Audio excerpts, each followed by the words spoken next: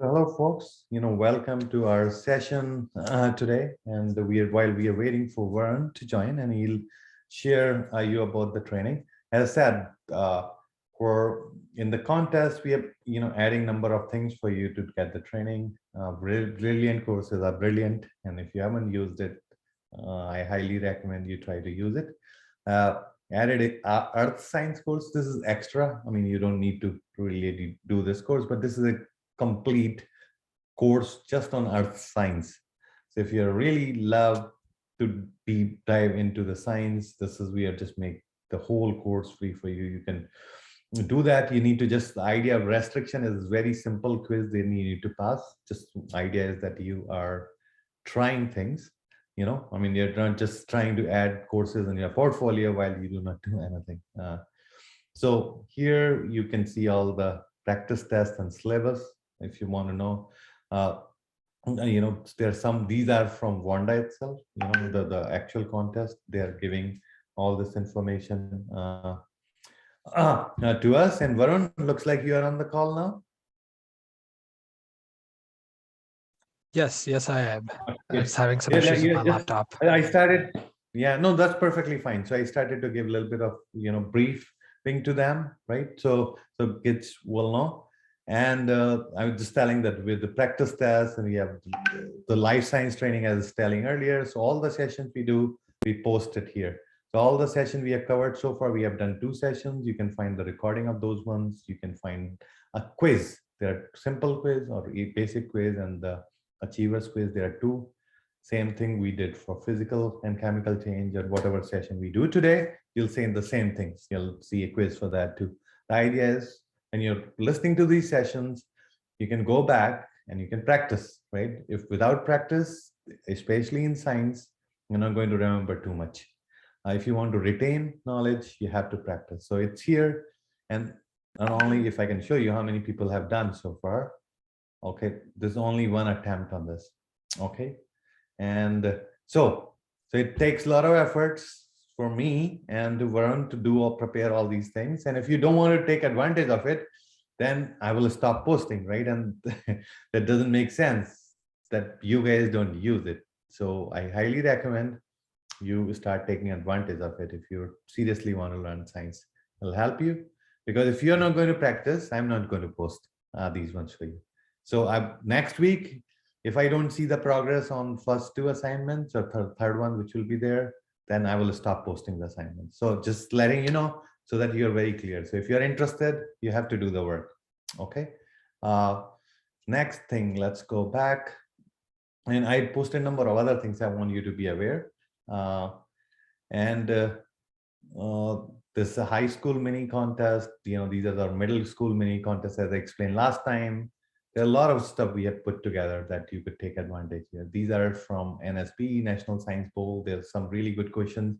Again, because I haven't seen a lot of work that the student has done, so I haven't posted the new assignment. We have close to 5,000 questions, but what's the point in posting if you're not going to try those? If you want to prepare for a serious contest, you need to be serious.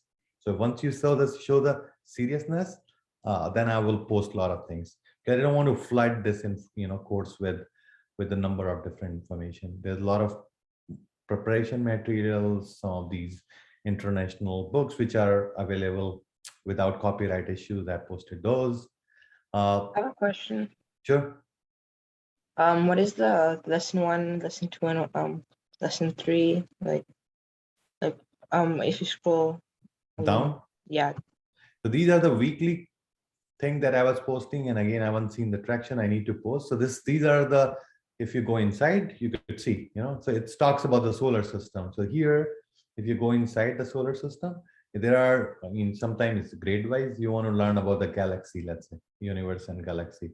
So these are a lot of these different courses. Some are Khan Academy, some are Nearport, that courses that I have put together.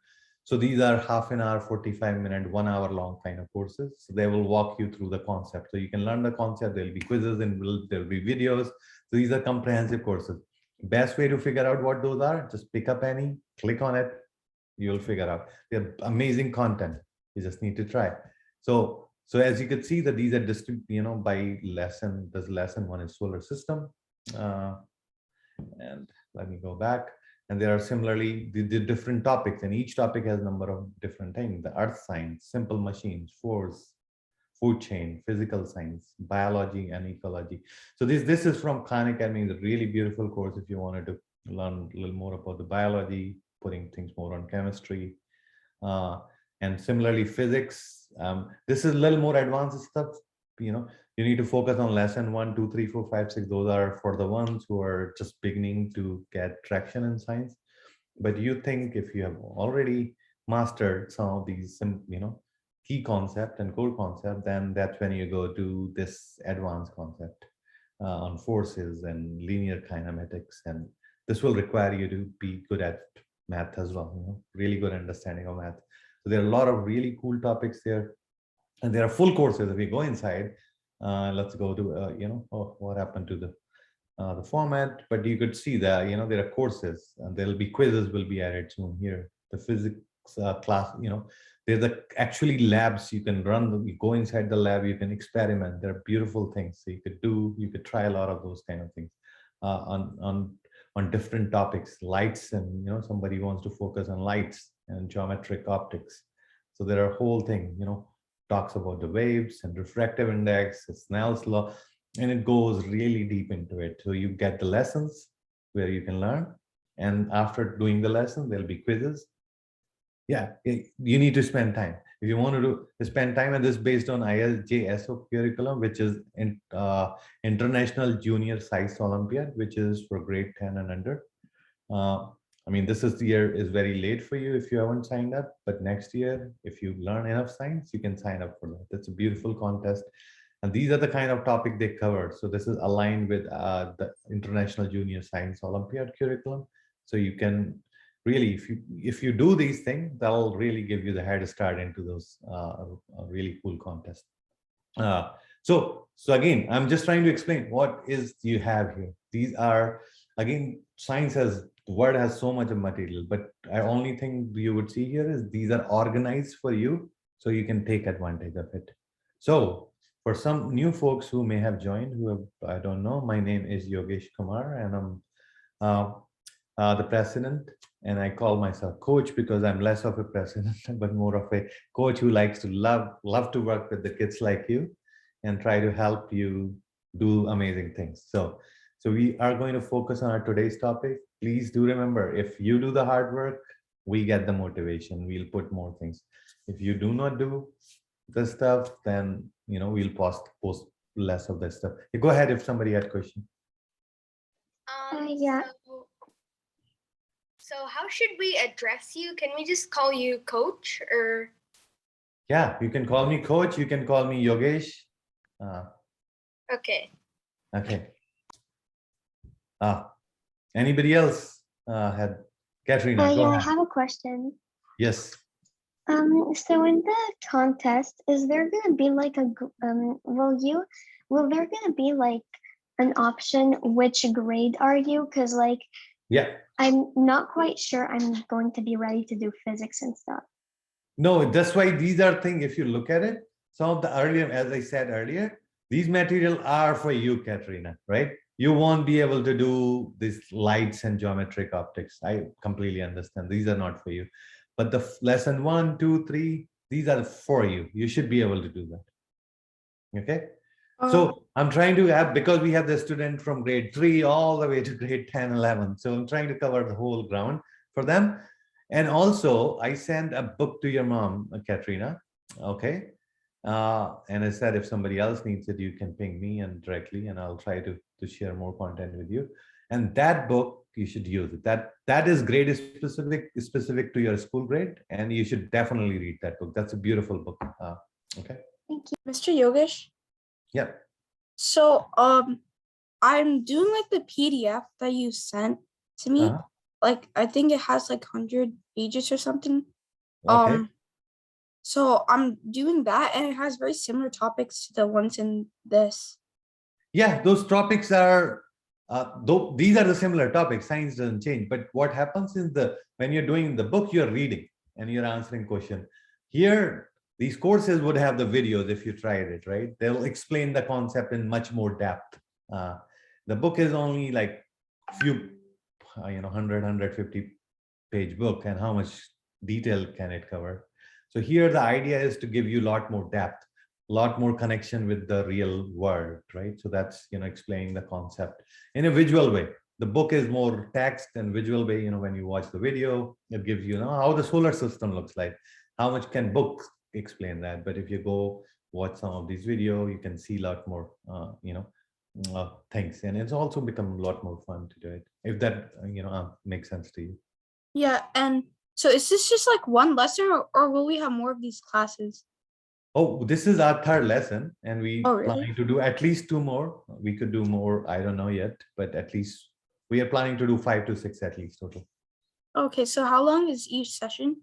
Each session is 1.5 hours long, so it should at around 5:30. Any other question from you? No. Okay, all right. If no other question, so as I said, there are a bunch of stuff. You could enjoy that. Book, definitely. If you have it, read it. If you need some material from me, do let me know, and I can help, and I will stop sharing.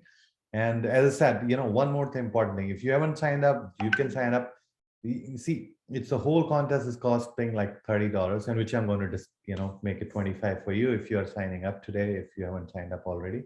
So only for today, if you will sign up today, so you'll get it for $25. So I think you can understand everything that I had put together here. It took me hundreds of hours to put that together.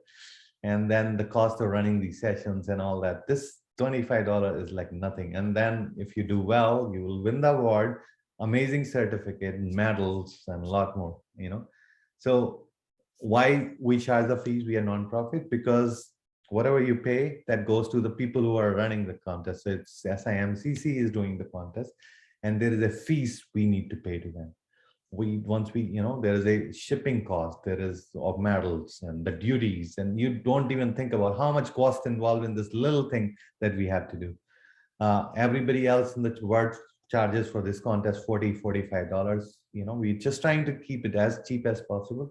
So not just you, if you want others and your friends, and you think that others can take advantage of them, let them know. This is a beautiful contest. And beyond that, all the training. I mean, you won't find this kind of thing anywhere else that easily. So have fun with the session today. I'm going to stop. And Mr. Varun, to you. Hello. So today we're going to be reviewing the wait, let me share my screen first. Today we'll be working on the different respiration in different organisms, different types of respirations covering organisms, animals, plants, humans. So let me just get the slideshow going. Okay, you want to have some background in your video? Sorry, so yeah, so we've been going over chemistry the past few weeks, so now we're moving into the biology. Hey, so Varun, what I think, do yeah. you want to have some background in your video? Video background? Like, should I just put on my? Yes, virtual backgrounds. Yeah. Let's see. Maybe I could just. I do like this. Looks cool. Oh, that looks good. Thank you. Yeah, sure. That's good. Yeah. Okay. Okay.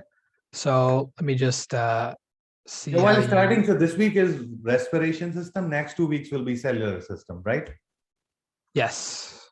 Okay. So for guys who are interested in knowing, how many more sessions, at least for next 3 sessions, this session, next 2 sessions, we definitely have the plan. Those will be almost alternate weeks. So back to you, Mr. Varun.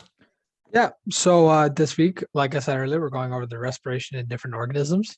And so, okay, there we go. So this week we'll be going over the different types of respiration, the respiration in humans and other animals and in plants and their different types and such things like that. We have to know that all organisms are different depending on what type of species there are. So there are definitely different methods to respiration in all of these different organisms. And so first I'll be going over a quick overview and the different types of respiration that we see. And so overall, we know that respiration is overall chemical change, because as you can see this equation here, we see that you have glucose, which is a sugar, and oxygen, which go into your body. You consume the glucose through your food, which is broken down, and you get your oxygen from breathing in. And you know that carbon dioxide, water, and energy is a product of this respiration. And this energy, the energy in the water we use in our bodies, and the carbon dioxide we exhale out back into the environment. And so overall respiration is the biochemical production of energy, and it's through broken down food, inhalation of oxygen. And I already said this, the carbon dioxide and water and energy is released. And so there is external and internal respiration. I just want to make sure, can everyone still see my screen? Yep. Yeah, okay, Yes. good. Yes. Yeah, okay, great. Yeah. So we know external respiration, which is what we call breathing. We obviously take in oxygen-rich air, and then we breathe out the carbon dioxide that our body produces. And so this is a physical process.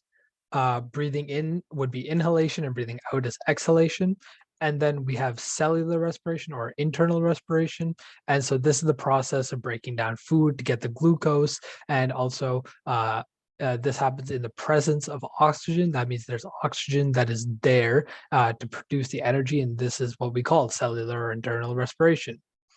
And so we know that our cells is actually what is using this oxygen. So we can see there's a little table here that compares the two.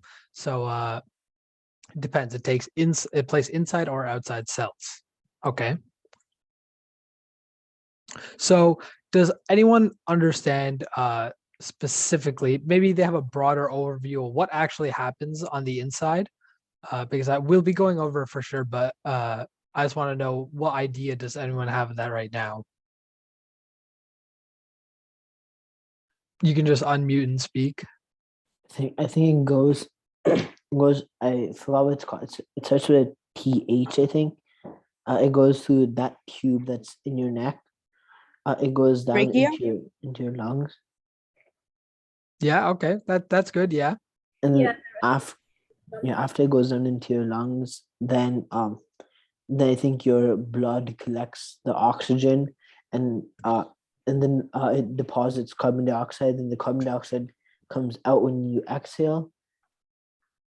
Yeah, that's a good overview of just how we get oxygen into our body, and we'll be getting into more details of that definitely. Let's see. Okay, so now we have the different types of respiration. So there's aerobic respiration and anaerobic respiration. So what do you think aerobic versus anaerobic? What is the difference between these two? Does anyone have any idea? Yeah. Yeah, go I ahead. do. I think that maybe anaerobic respiration kind of combines stuff, and aerobic splits stuff. That's just a guess. Yeah, it's a good guess. I could tell that you're kind of using maybe the equations here, but that it's actually a lot more simple than you think.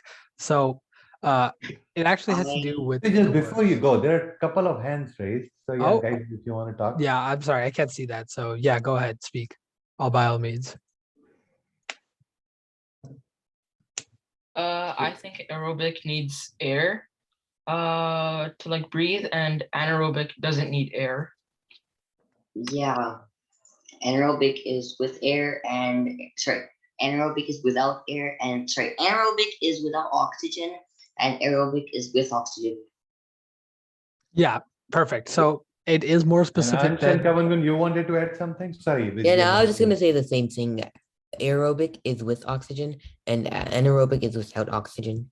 Yeah, aerobic is something you use in Olympiad, and the other one you don't use in Olympiad. That was a bad joke. Okay, let's move on. Yeah, so for sure. Yeah, so you go it's a lot simpler than you thought. It's just with or without oxygen.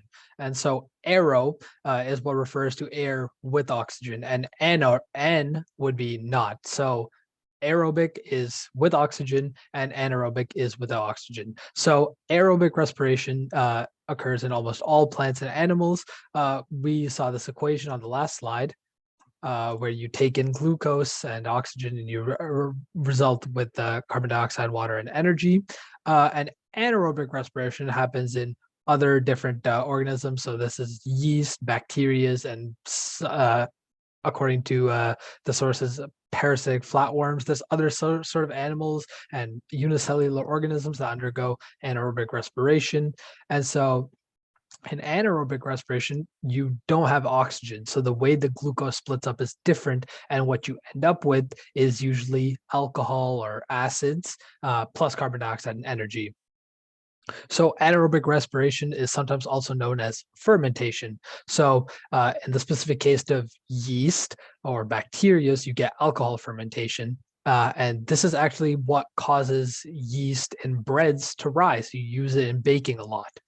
And there's also another well-known fermentation known as lactic acid fermentation. And so this occurs in human muscles after exercise. And so if you ever you're exercising, you're really out of breath, lactic acid will begin to build up in your muscles, and this will cause pain. And the only way that you can release this lactic acid is by slowing down, taking a break. So if you've ever been on a really long run or a really long bike ride, and you're starting to feel pain in your muscles, you just need to slow down and breathe. You get that oxygen back in, and your body will transfer back to aerobic respiration. Yeah. So let me ask one thing. How many of you actually leave your chair and actually go for a run in this world of COVID? How many you went outside today and did some exercise? Okay, I 50 go to the people. gym sometimes, but I went with my dad. Nice. So 1, 2, 3, 4, 5. Okay, nice. Okay. Good. So keep Yeah. the oxygen flowing in. Yeah. And that's especially important because one very important difference between aerobic and anaerobic respiration is that aerobic respiration actually has a lot more energy that is released to your body that it's needed to be used. In anaerobic respiration, your body is slowly shutting down. You're not getting enough energy. That's why you need to slow down if you have lactic acid fermentation, which is anaerobic respiration. You need to regain your oxygen so your body can produce more energy and recover. Question. Yeah, Can no you- problem. Can you die if you keep running and running and running and don't get enough energy? Like if you really just keep running for a couple hours straight? Well, eventually your body would stop you from running because you wouldn't have enough oxygen. You'd go unconscious. It's the same thing as like if you're drowning. You can't breathe, you don't have oxygen, so your brain doesn't get enough oxygen. If you keep running, you won't have enough oxygen, you won't have enough energy. Eventually your organs will have enough energy. You won't die from it unless for some reason your body just doesn't stop. But yeah, you'd probably end up going unconscious. Yeah. What may happen, you may fall down because you may feel dizzy and fall Yeah. down, break And then some bones here and there. Yeah. Or things like that could happen, and you Yeah. can be unconscious for some time, but you won't most situations. Yeah, in anything could happen. normal circumstances, you won't die from it, but it will have some other adverse effects. Yeah. Yeah. Okay.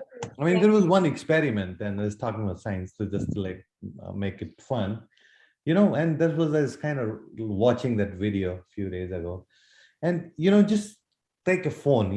The phone is very heavy or it's very light, right? Or cup mug filled with water. If you hold it for is that a big deal? What'll happen if you hold it for an hour? Anybody? muscles What'll start happen getting if you hold the tired. same cup at same spot? You're holding it for 1 hour. Your hands be will get harder. tired and get Arm will cramps. hurt. Yeah, and what if would you keep holding it for 8 hours? I think you would just feel the urge to let go. Because No, the muscles are just gonna get weak and bye muscles. Okay, that I like this answer from Aviraj, right? So what'll happen is that your hand will get muscles will get really tired and it'll become numb, and they start aching. So to see just a little bit of that mug, which is, you would think that is almost no weight, could cause so much of a stress. If you keep doing the same thing without giving it a break. So same thing, you're running, if you're not giving the break, that's what happens. The same thing when you're on computer non-stop looking at it all the time, the same thing, it's stress, your head hurts, other things happen. So the breaks are really important, whatever we do, that gives that oxygen to what we are trying to do. That system, the right kind of fluid needs to go in our system and do what it's are supposed to do. Ooh, well, a lot of interesting comments, folks. So you liked what I said, I guess. Okay, back to you, Mr. Warren. Yeah, so I just see 2 hands up. You can just unmute and ask questions if you have them, or just send them to me or Yogesh in the chat.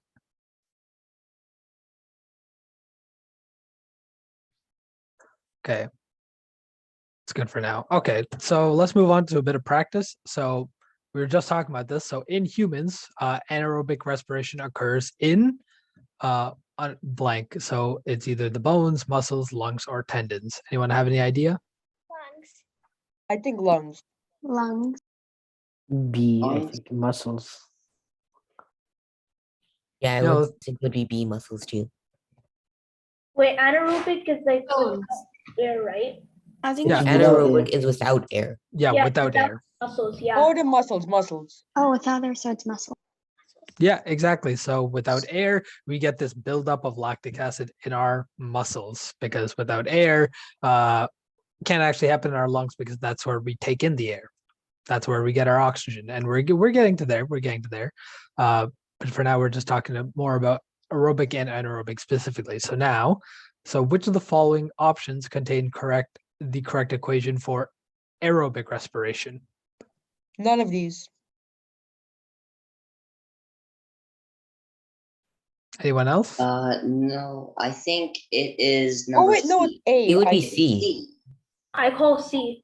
I'm Oh wait, saying no, it's it's not. C. It's C. Yeah, Yeah, it's C. Never mind. It's C. Probably C. C. Yes, C. I got confused with the 2 options. C, because you have glucose, I think, and oxygen gives you carbon dioxide and water. Yeah, exactly. And So energy. it is C. Yeah.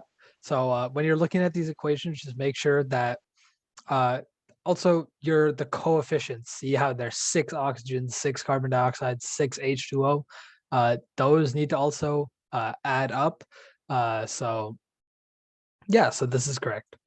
Yeah, so guys, another thing you want to keep in mind that when these terms are being used, these are some of the very common things, right? First one, somebody said is glucose. That's right. You guys may want to keep that in mind when you're dealing with the chemistry and biology. Unlike physics and math, you need a little bit of memorization. I mean, there's no alternative to it. You have to pay attention to these numbers, whatever it's saying, and put in your memory. More practice will make it better over a period of time, but you want to keep paying attention and retaining. And one of the way to retain this, take notes while you are in the class. Just don't listen, take the notes. Even if you don't use the notes, use later, but when you're writing these things, you're retaining a little more than by just listening, because you're actively trying to understand. When you write, you very rarely you will write something in notebook which is senseless, right? You try to write if you're writing, it means you're trying to you're understood, or if you have the question you'll ask. Just a little tip: when you're going through these sessions, keep in mind, take notes, try to remember some of these basic terms, because this will get only more complex from here. Okay. Yeah, it definitely does get more complex. So learning these basics right now is especially helpful, because obviously when you start getting into the different bodily functions, it's a lot more in depth than this. Each one of those things does something in the body that turns into something else. Yeah. And so this is just the beginning and end products. There's nothing of the in between. Yeah, and on that note, another thing is, we're just cleaning our house yesterday. I'm telling you real life stories, folks, so you may, understand. And actually, I saw my daughter's notebook and her friend's notebook of biology yesterday, and I was amazed. They are both in, one in the health science and other one is in doing computer science program.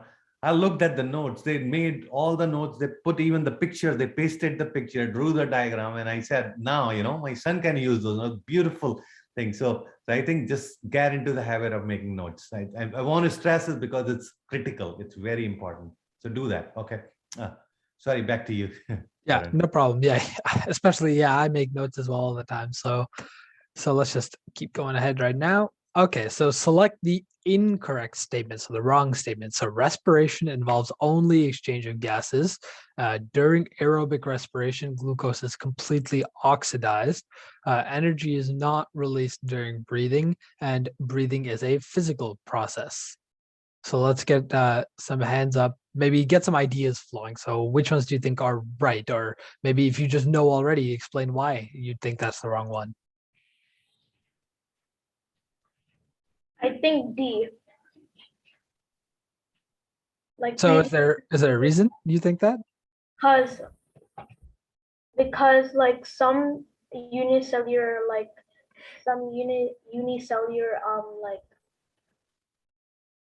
organisms might not have to like do like the physical process of breathing.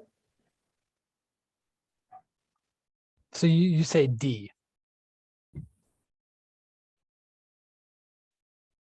Yeah, I say D. Yeah, Okay, I'm seeing so many different answer. The one is I think it'd be saying A. is I would wrong. say A, mainly because respiration, you also create energy, so it wouldn't be just exchanges of gases. You would also create energy to supply the body with. So I Yeah, that's why I would say A. so too. you also use glucose as well, which is not a gas. I agree.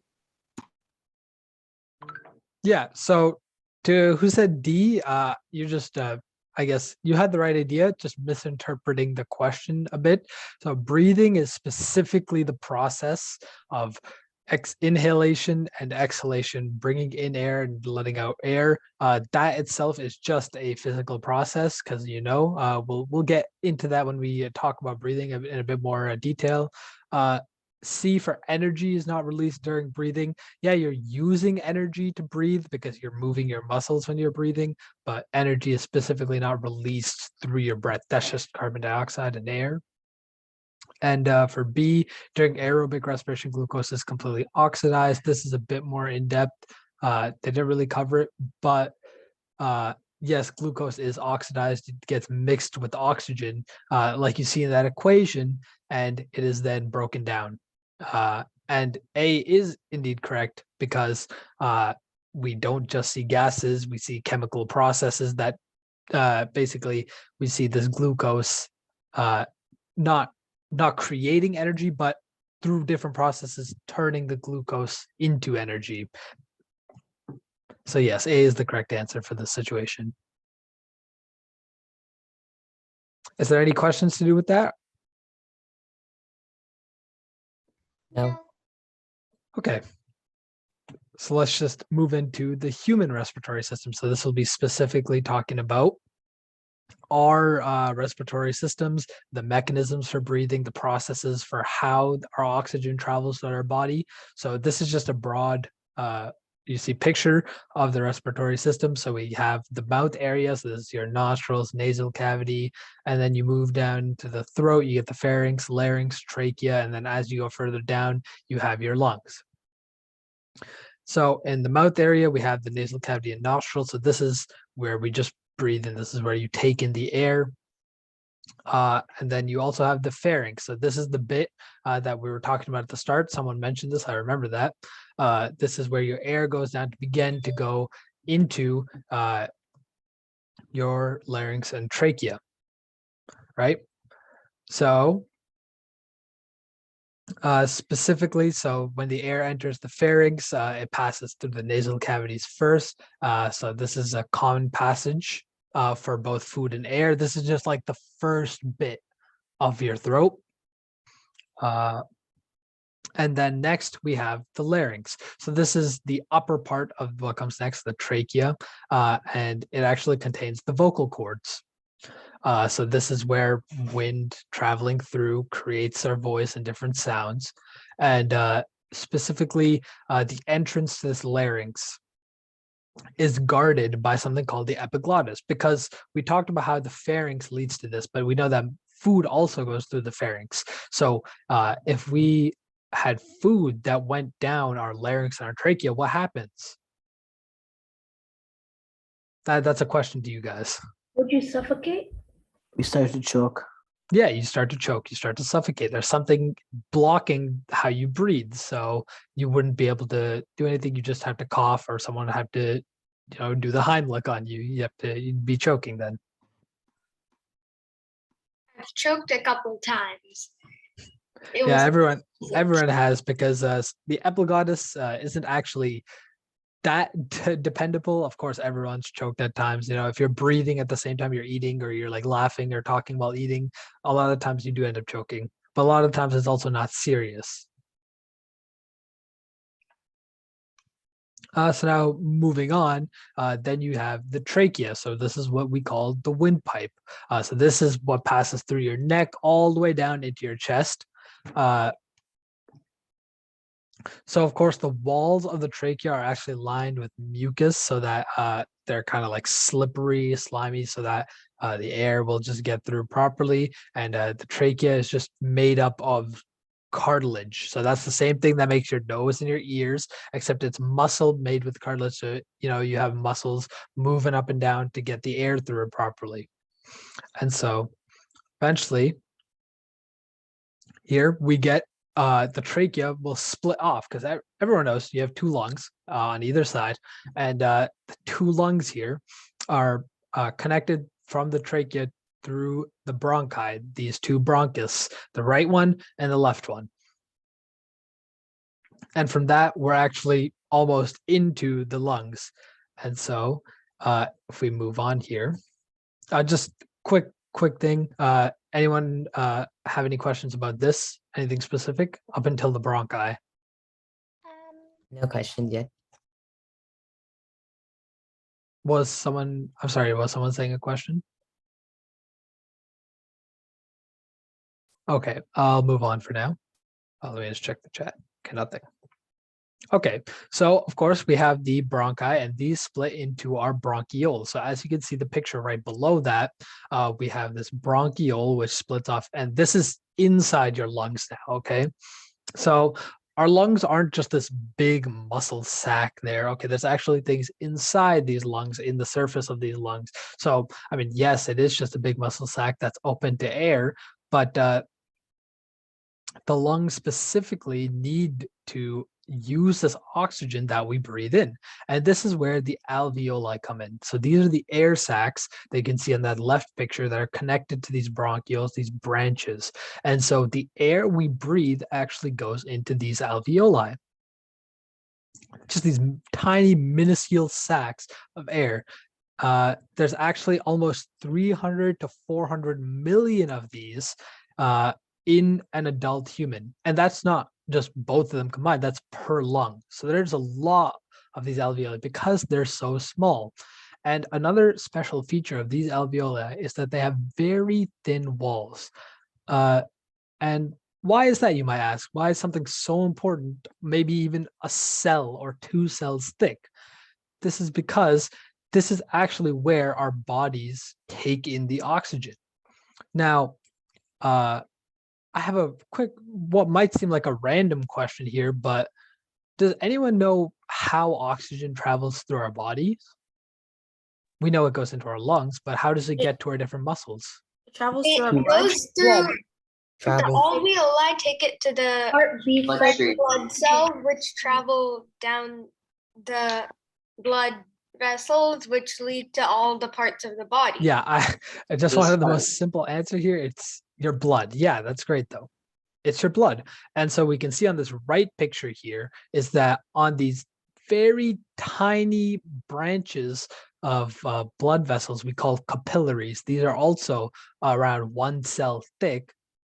We see that these blood cells go on by the capillaries, and air that's flowing in, the oxygen actually diffuses, that means goes through the membranes into these cells and binds with the blood, while carbon dioxide is actually ejected out of the blood, diffuses back into the alveoli, and that's what we're breathing out. We're actually breathing out the carbon dioxide from our blood cells. So that's the deoxygenated blood. We'll see that in the next slide or the slide after. And we get reoxygenated blood that is going to go back to the heart and just get flown out to the rest of our bodies. All right. So does anyone have any questions about this? No. Yeah. So, oh, sorry. Yeah. I was just saying no question. Oh, okay. Yeah. So if you think about it, breathing might seem really complicated, but in the end, it's just our lungs take air that passes into our blood, carbon dioxide leaves the blood, and then the blood keeps going to the rest of our body. So, of course, the mechanisms of breathing, we talked about this. So there's inhalation and there's exhalation. So one important organ in breathing is called the diaphragm. That's a big muscle right here under your chest, under your rib cage. You might be able to, just like if you feel it right there. Basically, what this diaphragm does is it contracts and detracts to change the volume of our rib cage. And so the rib cage, it's all these bones here that are lined by cartilage and muscle and such. And what happens is the diaphragm, when it contracts, flattens out and the rib cage expands when you breathe in. So if you breathe in, you feel how your chest goes out, right? So when this increases, to all the physics people here, the volume of our chest increases. And when volume increases, the pressure actually decreases. And when this pressure decreases, it's actually lower than the pressure of the air outside our bodies. And that's why the air actually is inhaled into our body. So all we're doing is if you expand your chest, the air will just flow in.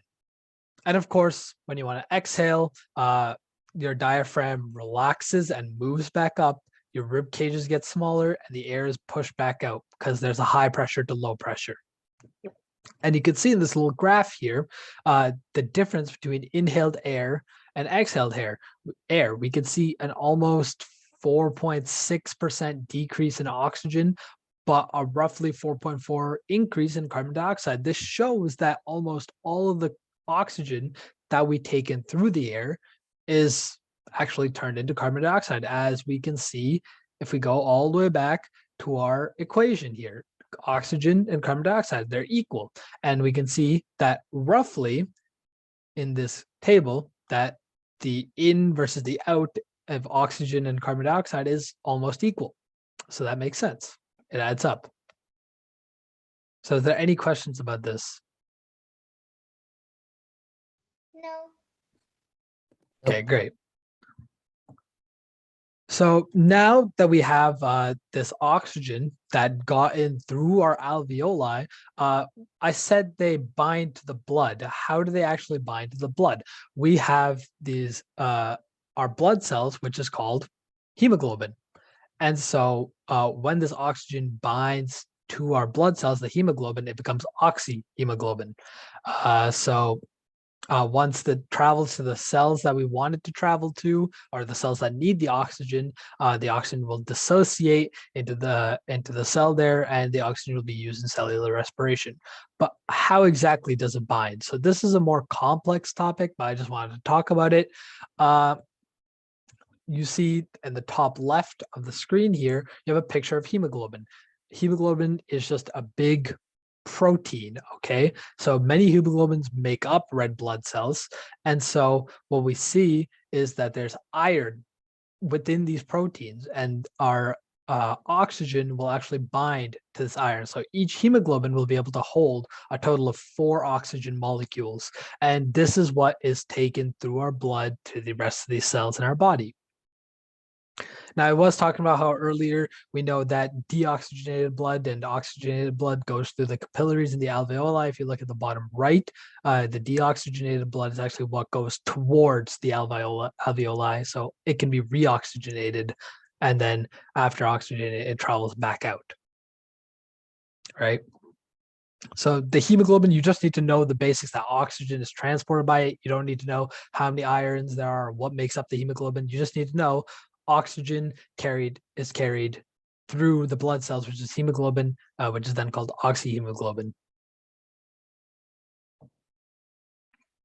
And I just wanted to quickly talk about a few diseases with our respiratory system. So a very common one, I don't have it listed here, but that would be the flu or COVID or something like that. So it's like a foreign object. It's a virus that'll just give us things like fevers, headaches, that kind of thing. So obviously the battle that our body sees with its white blood cells attacking these different viruses will give us these symptoms, and that in turn affects the different things in our lungs, such as mucus production. Like I said, like the trachea, it might get inflamed, those kind of symptoms.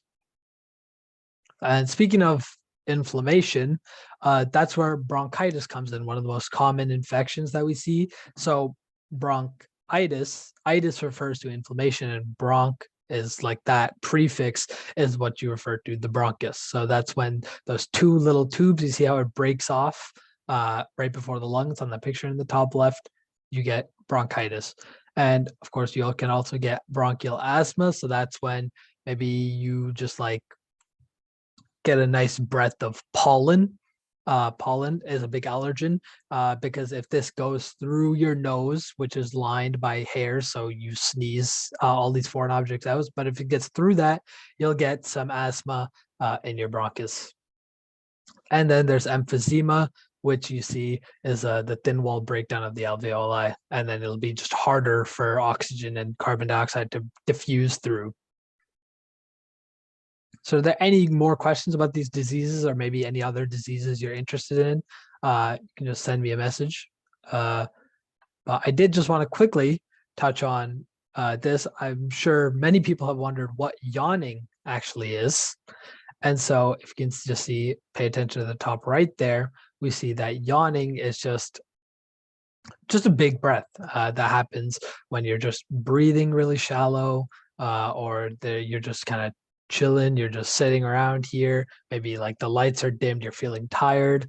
So maybe if there's a lot of CO2 in your body, all at once, it'll release a lot of that and get a lot more oxygen in. So it's kind of just to achieve a better balance. What about hiccups? Like, how do hiccups work? Yeah, okay. So hiccups actually has to do with your diaphragm, that muscle that we were talking about underneath the lungs. So hiccups happen when your diaphragm actually cramps up. So that's why we drink water, or we just kind of just breathe deeply, because if you know anything about other cramps, that's usually what'll help deter the cramps. And so those will go away after the muscle is uncramping. So basically it'll contract really fast, and that'll cause like air to weirdly exhale. And that's where you get the hiccup noise from. And that's why we call it a hiccup. Does that answer your question? I have a question too, right? Go ahead. Like, kids, go ahead. My question is a little interesting, but go ahead with your questions first. So, like, why do people usually yawn when someone just like says yawn? Is it like kind of psychological? Yeah, yawning is contagious. It's more of a psychological thing. Yeah, it's not really. There's no exact chemistry or biological explanation for that. Okay. So, okay. Now my question. So when I was a kid, the hiccups used to have a very interesting story, and that people used to call that if somebody is missing you, you'll start getting hiccups. How true is that? Yeah. And if you think about that person, the hiccups will go away. So how true is it, Mr. Varun? Well, I don't know. Maybe we should run an experiment after the competition is over. Yeah, we can run. You all guys can miss me, and then see if I get all the hiccups. Yeah, one of the best things in science is always testing your hypothesis. Oh, that's a very interesting point. So if you want to test something, you want to prove these, what do you call myths, right? And this is definitely a myth. If you want to prove any myth wrong, we experiment. Very good point, Mr. Varun. Yeah. Can I comment on like a message written in the chat? Sure, I did. Which message are you talking about? The message says, how do cough work? Yeah. Coughs work. Yeah. Basically, it's because I feel that like the body's throwing out all the germs, so it's trying to get it out of your body? Yeah, so I did say I was talking about pollen with the emphasis with the asthma. So that's how sneezes work. You know, there's a lot of hair and mucus in your noses. That's how sneezes work to get that stuff out of your nose, to not let it into your body. Coughing is more of a physical act. So you cough when your throat is scratchy and things like this. It's more of a physical way to get relief. You're trying to make it, you're trying to just get it a bit more wet. So like it's not as irritated. And for example, if you're choking, like we were talking about earlier, you cough to get whatever's in your throat to get out. It is still have to do with foreign objects, but it's more macro rather than micro. I also have a question. Yeah, no, go ahead. How come when you're on a plane or something and your ear gets a lot of pressure, how come when you yawn it's the pressure leaves? Or there's less pressure in your ear? Yeah, even when you're like even when you go like underwater for a long and you go deeper, like your ears start to like pop, but like when you start yawning and stuff, like it stops. Yeah, so I think that would just have to do with I guess maybe pressure changes. So we were talking about how breathing actually changes the pressure in your lungs, and you know when you go super high up or you go super far down into the ocean, there's extreme pressure changes. So maybe this is just my guess. I could be wrong. I've never actually thought of this, but it could be that when you yawn, there's just a greater pressure change in your lungs, and so this air that gets released then also goes through your ears, and you get the release of the pressure buildup.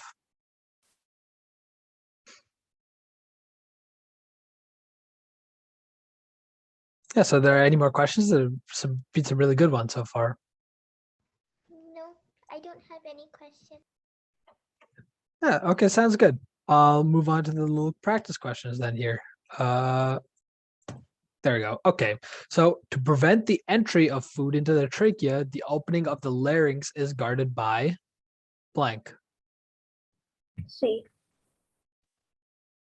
Yeah, this should be a very quick one. Let's see if you just wait for a few answers in the chat.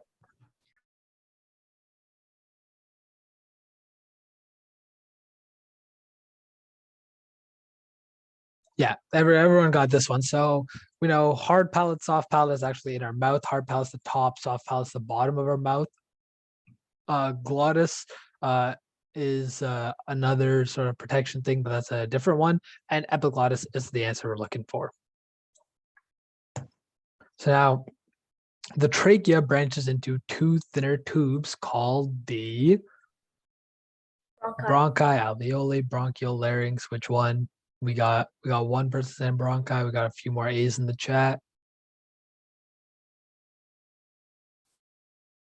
Yeah, it's A. The bronchi then splits into the bronchioles, which then have the alveoli, and larynx is actually before the trachea. So bronchi is the correct answer. Now, this might take a bit of thinking. So the number of times a person breathes in 1 minute is called a what? Pulse rate. I'm feeling like it's a pulse rate.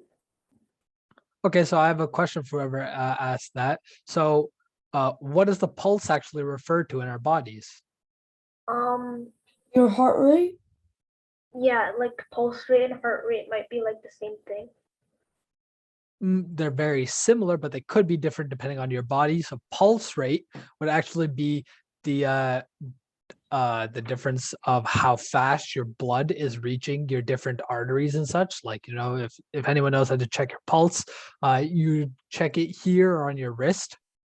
You can feel the blood coursing through. That's your pulse rate. And a heart rate would be very similar. It's the amount of times your heart beats. So, you know, the monitors like the EKGs that go up and down, that's your heart rate. And there's a lot of answers in the chat. I'm seeing a lot of different ones. And of course, it would be C. C is the correct answer.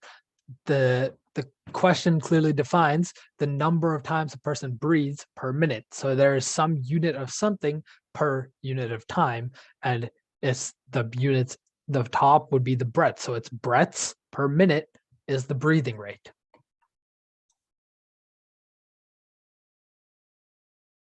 Yeah. A and B more has to do with your heart, and C obviously has to do with your breathing. So I just wanted to quickly go over a bit of this. So the number of times you inhale or exhale air is what you call the breathing rate. And so the average rate of breathing in a man at rest would be 15 to 20 breaths per minute. Would be a little bit higher or lower depending on your physical fitness, or if you're younger, or older, or you're a girl. All these things are different. So a newborn baby, on the other hand, for example, would have a 50 to 60 breathing rate. So that's 50, 60 breaths per minute, almost one every second, right? And so one other big thing about the breathing rate is we have to consider someone's lung capacity. That's how much air their lungs can actually hold. So even if you have a small lung capacity, there's nothing wrong with that. But usually large lung capacity are considered a sign of good health. But some people are just smaller than others. Like I, for one, I can't hold my breath for that long. So that's how you determine lung capacity. It's how many liters of air can you hold per the volume of your lungs. It's very hard to find. You'd have to go to like a doctor. Maybe a physical checkup would tell you how. I don't know. But yeah, it's basically just how much volume of air can your lungs hold. Okay, moving on here. So now we're going to be talking about respiration in other animals, actually. So we know there's a lot of weird other animals out there, like we talk about insects, fishes. Do we think they breathe the same way as us? Do we think that's how evolution worked?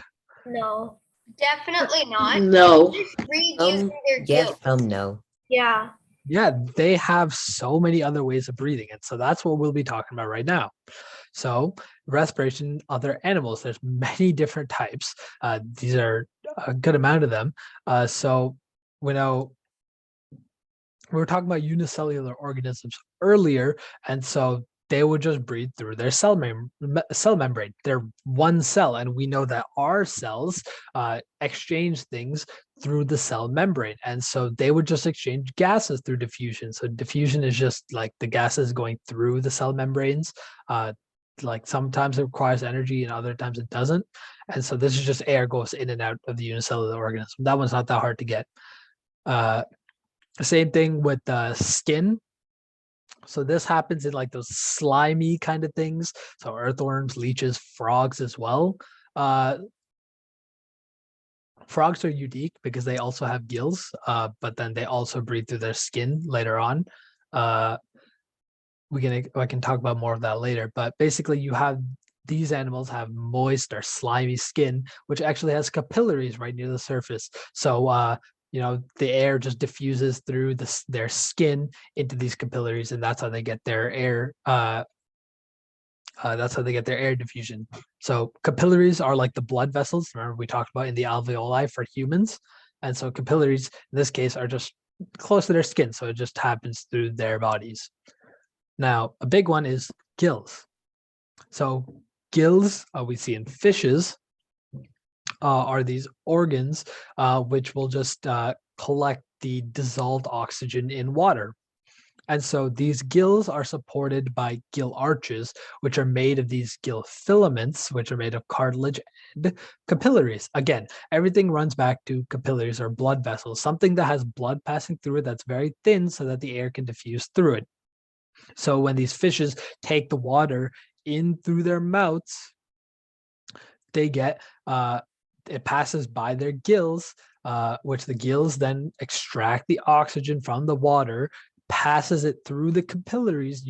They get the oxygen, and the water that goes back out through the gills would carry the carbon dioxide. So they're kind of like a filter. Yeah, it's basically just a filter. That's more or less any way of respiration is filtering air. You're just taking in air, replacing it with something, and getting rid of the excess. And now this one's a bit weird, but spiracles are what we call these special air holes in insects, kind of like, for example, cockroaches, grasshoppers, and bees. They just have these air holes that are located on their surfaces of the bodies, and these are what they call spiracles.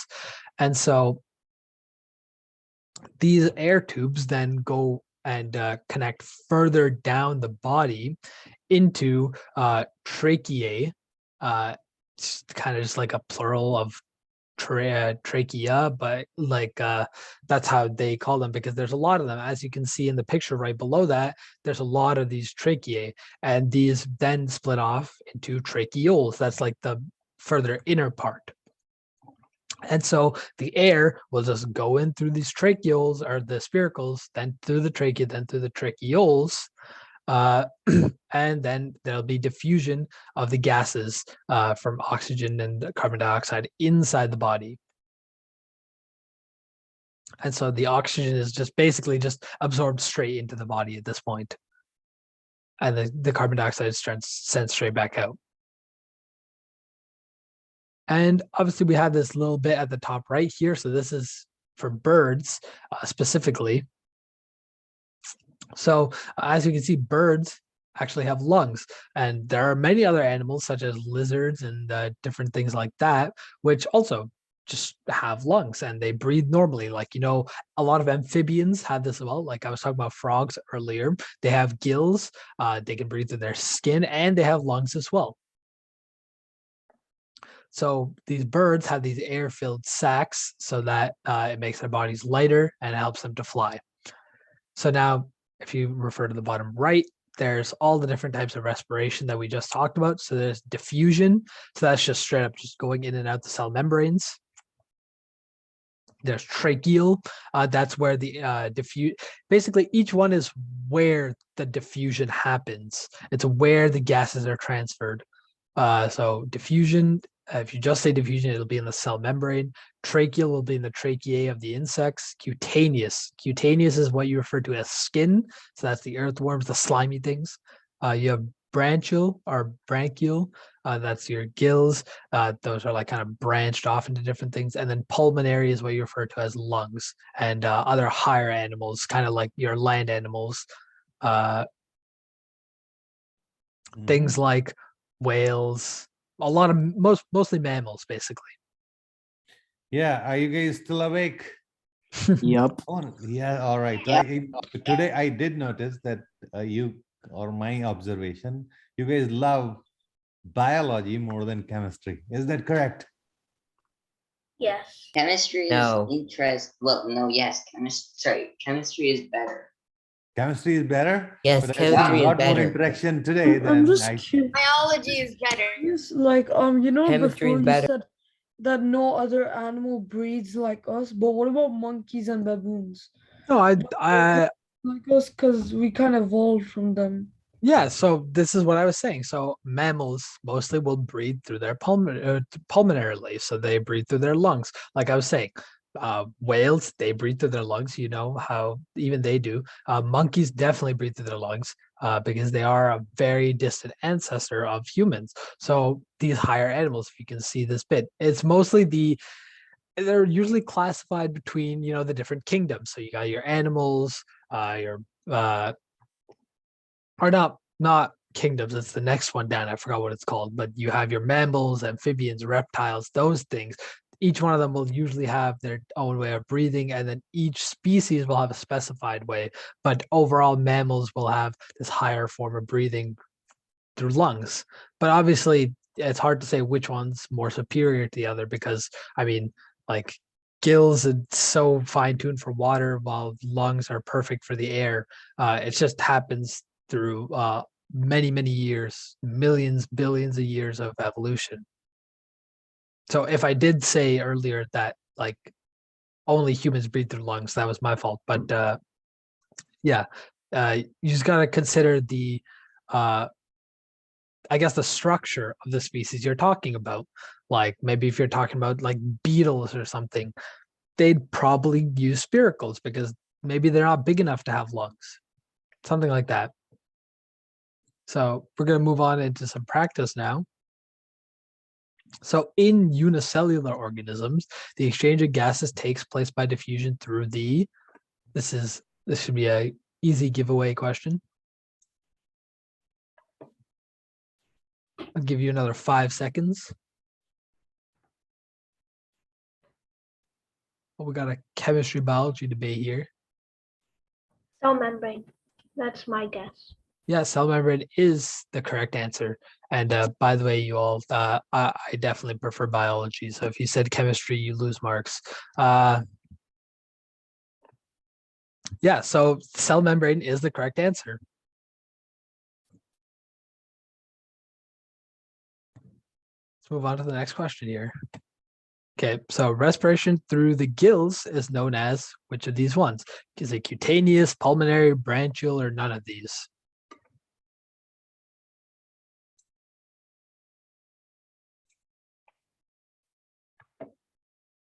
Yeah, we have a lot of the correct answer in the chat. It is C. Cutaneous would be skin, and pulmonary is there are lungs. So so there isn't much to remember here. You just need to remember what type of respiration does what exactly. But for the most part, you just need to remember where the oxygen and carbon dioxide are exchanged. That's like the main point of this. So now we'll be talking about the respiration in plants. So one thing we know about plants is that we talk about how they're so necessary to fix the carbon in our environment, but we're getting rid of plants. That's a different topic. But basically, plants will use carbon dioxide and actually release oxygen. Thing is, though, plants also need oxygen in some cases because they need to oxidize the glucose to create energy. So that's where these processes come into play here.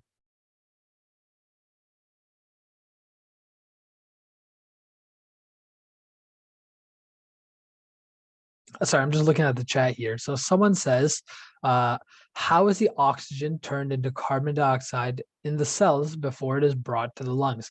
So this is a whole huge process. It's actually its a big unit of biology that you'll learn in grade 11, I'd like to say, 11 or 12, and there's many different processes. So there's things, even I'm like in my biology courses right now, I work on this stuff.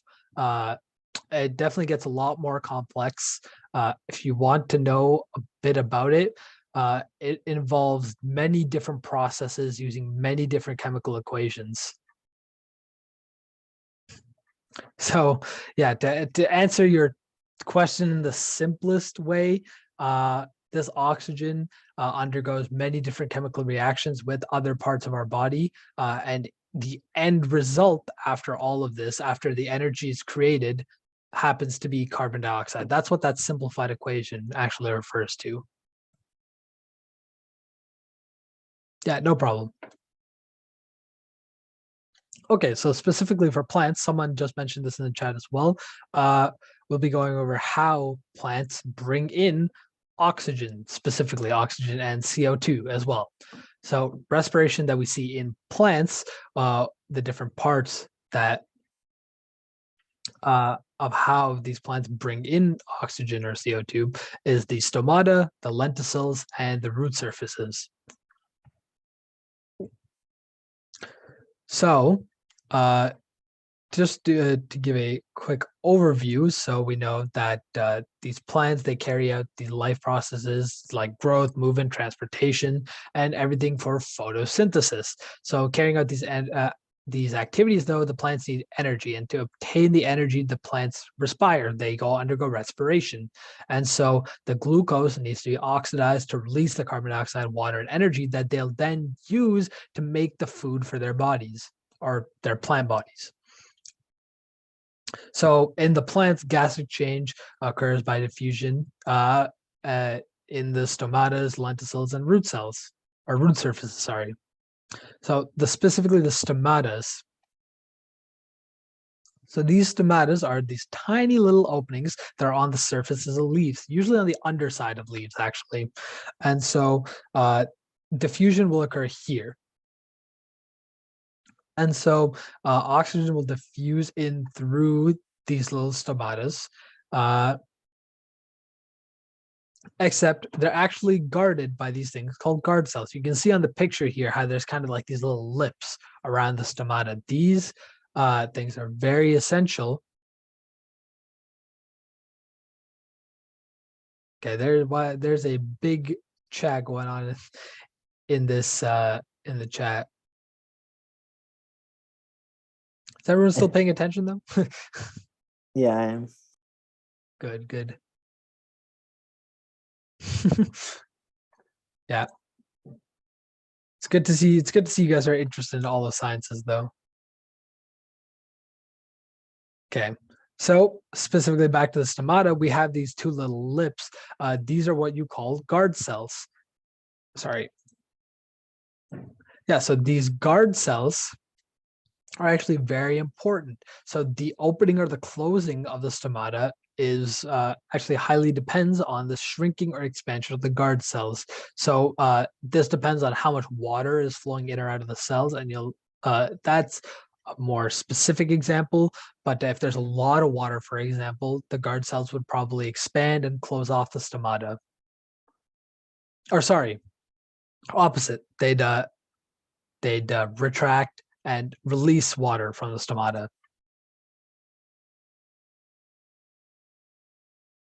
Of course, then we get to the lenticels. So the lenticels are similar to the stomatas, but where they're found is different. So this is on bark, so like the trees, the pores you see there, and on fruit skins. So these are always open for diffusion, unlike the stomatas. And so this is why, trees with bark, they're always open because they need a lot more oxygen. Also fruit skins, how they're ripening and all of this all the time. It's because they're always taking in this oxygen. And another big thing for respiration in plants is the root surface. So this is the roots inside the soil. And so they take in the air from the spaces of the soil. Okay, so are there any questions left about respiration in plants? This is not about photosynthesis, how they use carbon to make energy. This is rather how they bring in oxygen to create energy to undergo photosynthesis.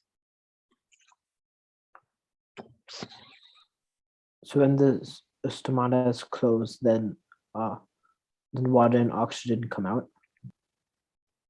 Yeah. So if let's say there's too much water, stomata, the guard cells will expand, close, and then oxygen and H2O will be released, while CO2 will be introduced into the cell when it's opened. Okay. Yeah, so someone said, this is what I was prefacing before I talked about this. So yes, plants use carbon dioxide to make their energy, which is something called ATP. So this is also what people make. So that's what we use all the glucose and stuff to make. It's called ATP, adenosine triphosphate. This is already getting a little bit advanced, but these plants will use carbon dioxide to make this energy and actually release oxygen and water.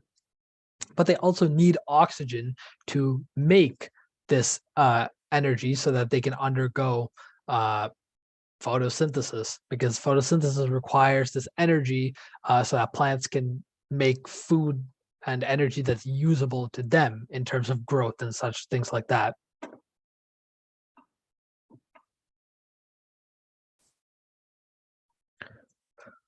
So moving on into some practice, unless there's any more questions, I'll see in the chat if there are. But so lenticels are present on blank of plants.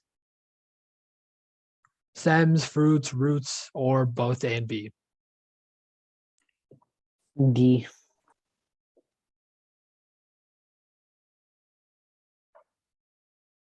Yeah, it's D. So stems and fruits. So I said, I believe on the last slide, I might have said bark and fruit skins. So bark refers specifically to what of trees? It's the stems of trees, actually. So yes, it is D. Oh. Yeah, okay. Next question, just a few basic questions here. So the opening and closing of stomata is regulated by lenticels, guard cells, root cells, or both A and D, or B.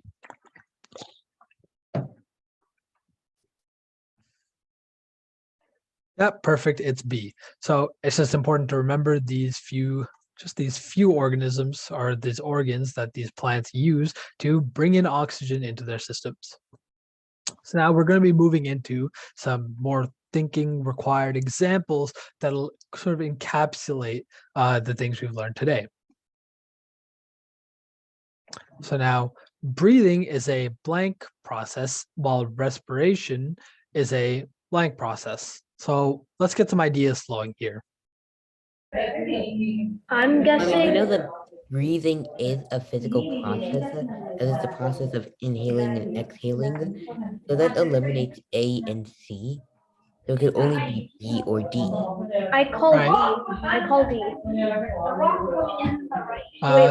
Someone. Okay, thank you. Yeah, so sorry, what did you say, B or D? Yeah, it would have to be B or D. Yeah, so that's because, that's a good observation. I'm sorry, yeah, please if you have questions but there's a lot of noise in the background, please just type in your answers. I would say D because respiration, I know it's not a, I know that it can be a mechanical process. So then it would have to be a biochemical process, which sounds a lot more accurate. Yeah, so if we want to talk about this, so yeah, breathing is a physical process. We just talked about that at the start. We know that it's just the function of our of the volume of our lungs changing to bring in or take out air, and respiration would be a biochemical process. The answer is D, because we know I've been talking about how there's many different chemical reactions that are occurring with these organic molecules. So organic molecules refer to things with carbon in them because that is the basis for life. Carbon molecules build up basically all organic molecules. And so, yes, respiration is a biochemical process. But you could also guess because there's biochemical and physical for C and physical and biochemical for D.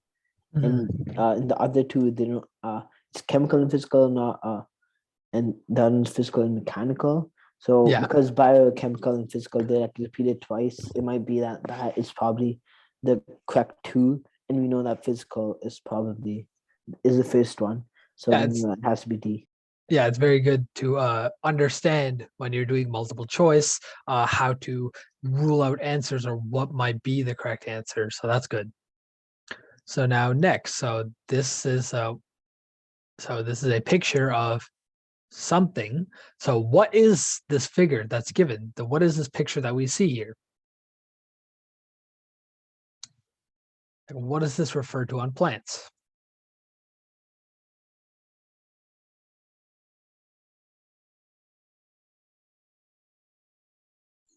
These are stomata. Yeah, the individual things are stomata, but where are the stomata again? Just a quick refresher, I think it'd be C.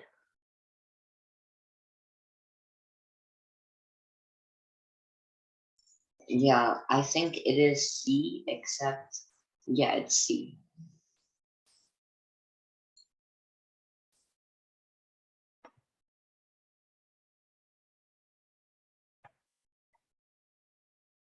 So C is saying they're guarded by guard cells which close and open X depending on the availability of light and water.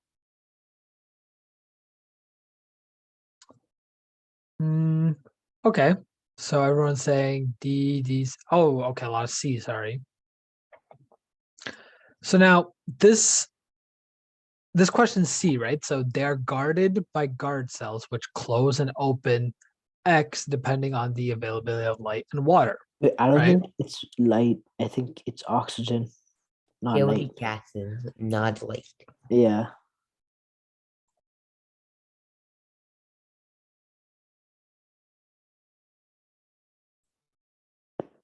It would be light in water, or it would be like gases in water, because I remember that it said it'd be oxygen and oxygen carbon dioxide will also determine whether they would open and close, and also water. Okay, let's see. Let's get a few more ideas here. Okay. Just give it another 20 seconds just to think about. Okay, someone has to go right now. Yeah, the video should be recorded. So thank you for making it till now, and hopefully you'll go back over that till then. But yeah, just a few more seconds for everyone to think about it.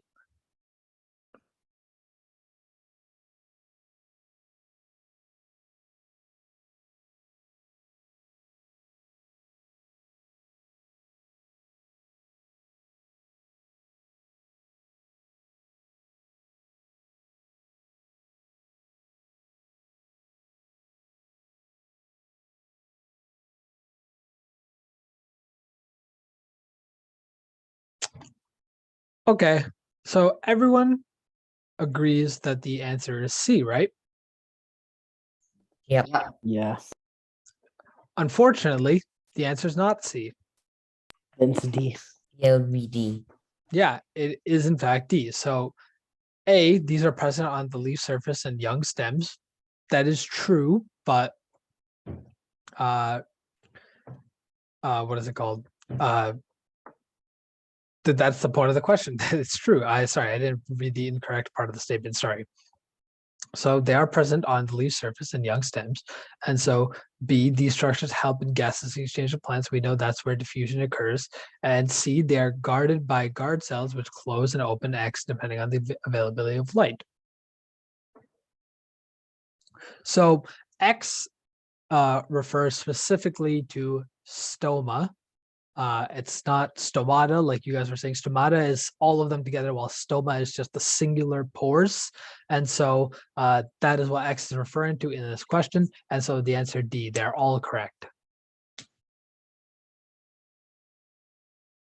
Because remember, I was saying, so it depends on the availability of light and water. So remember, I might have, I don't know if that part was actually in the slideshow, so it might have gotten deleted, but depends on the daytime or if it's nighttime when CO2 is being inhaled by the plant or not, or being diffused into the plant. So if it's daytime, they'll be taking in CO2, and during nighttime, the guard cells will be closed. So the answer is indeed D, none of these. Okay. This next question, Arjun is taking part in a race competition. The graph shows concentration of lactic acid in his muscles during and after the race. So we see that Y is the concentration of lactic acid and X is time, the time after the start of the race. So at what time did Arjun finish his race?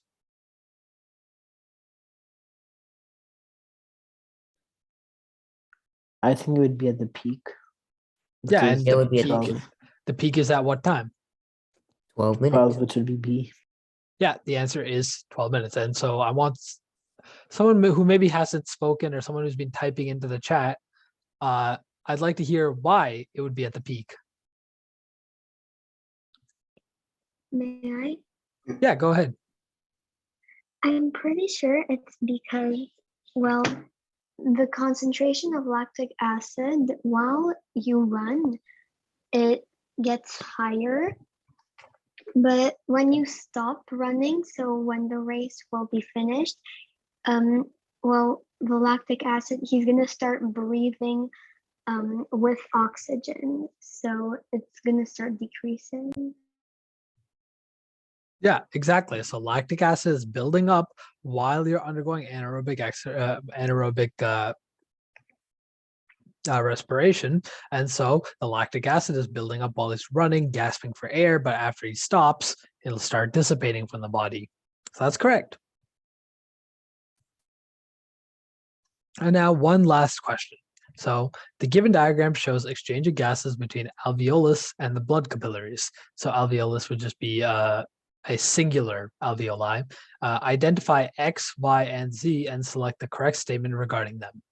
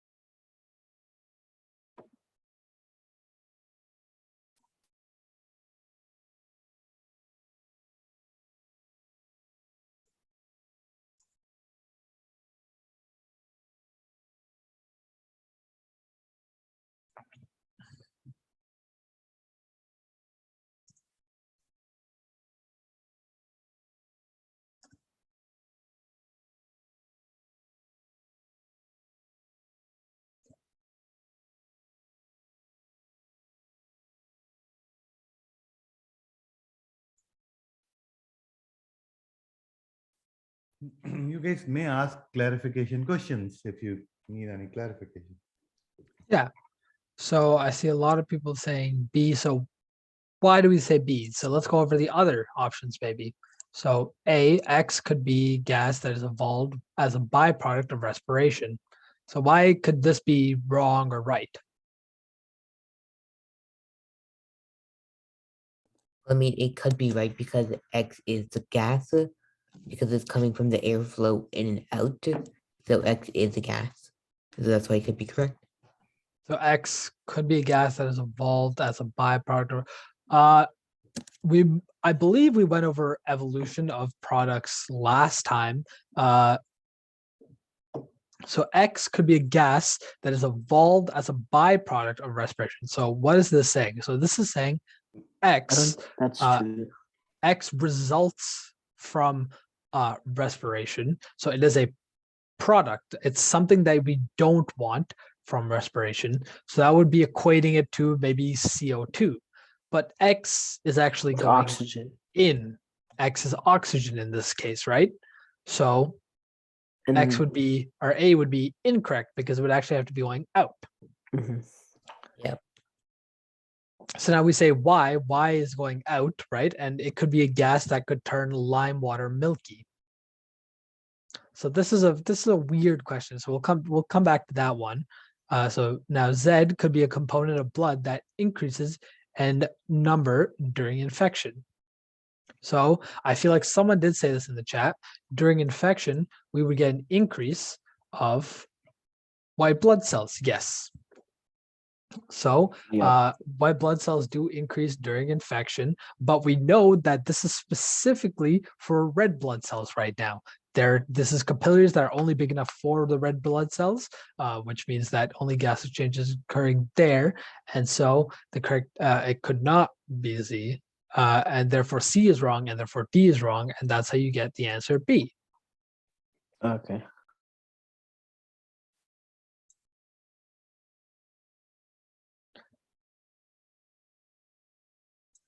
And so now, just to go over B really quickly, so could turn lime water milky. So I'm sure everyone's a bit confused about this. So lime water, sorry, wait, I see a few things in the chat really quickly. So would that be related to the immune system, red blood cells increasing to fight infection? No, so red blood cells would not increase to fight infection. White blood cells would. White blood cells are the one that fight infection. Red blood cells would mostly stay normal. And in this case, white blood cells wouldn't be in the bloodstream here in the capillaries because it's specifically pointing to the red blood cells at least. Besides that,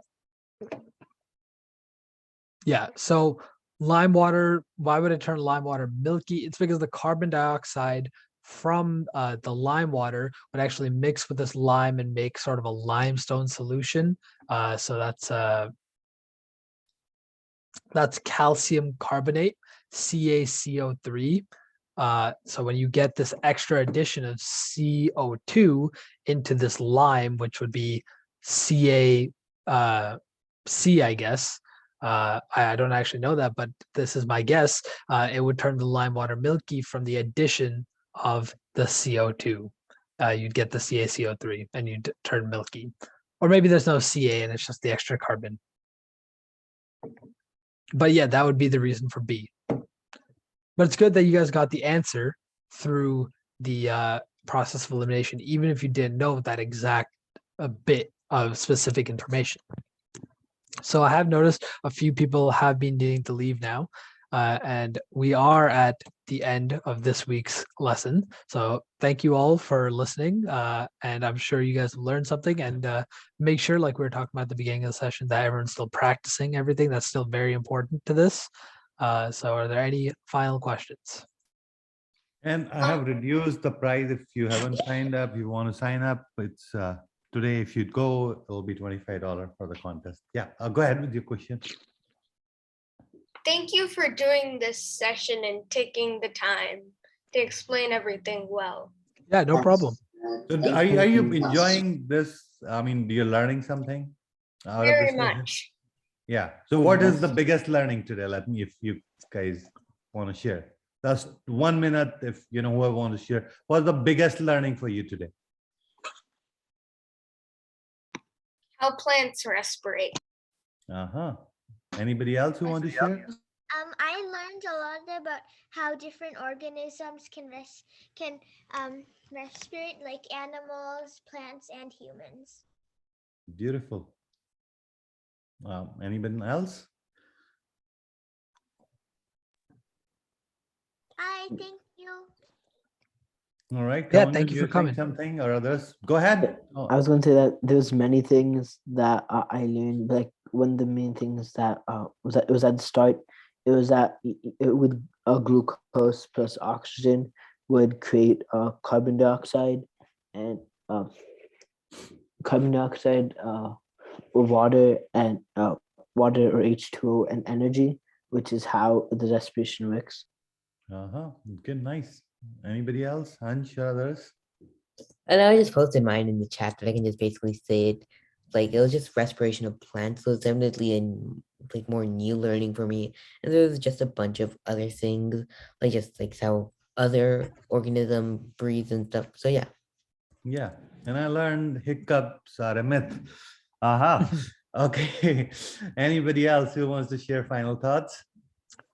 Yeah, with all that discussion in the chat, everyone talking about, chemistry, math, biology. I'm sure for a lot of the people here, biology might be a lesser consideration than the other things, but no, it's definitely good to learn about these things now because it might get you interested in these applications into chemistry and math and stuff. Like, for Yeah. example, oh, sorry. Yeah, go ahead.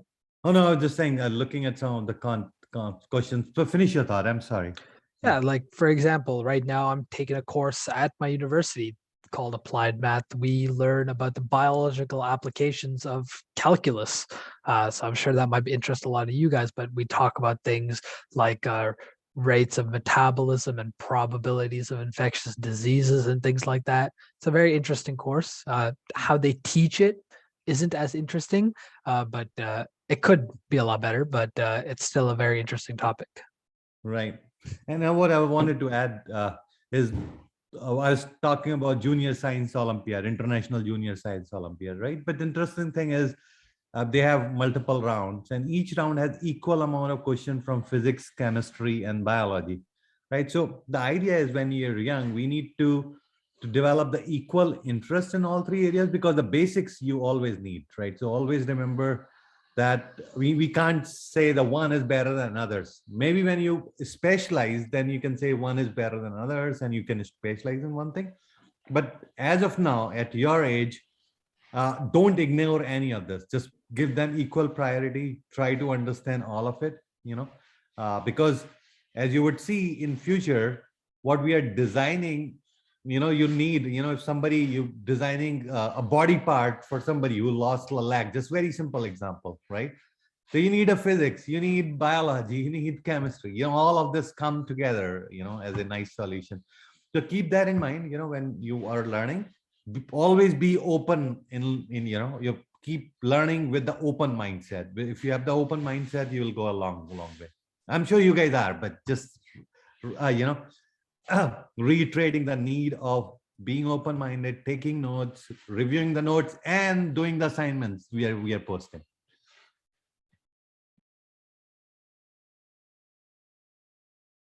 Oh, I think that's pretty much it then, folks. Have a great evening. Thank you for giving you Sunday or 2 hours from Sunday for this class. So have fun, and we'll see you in 2 weeks. Bye for now. Bye. Bye. Thank you. Bye.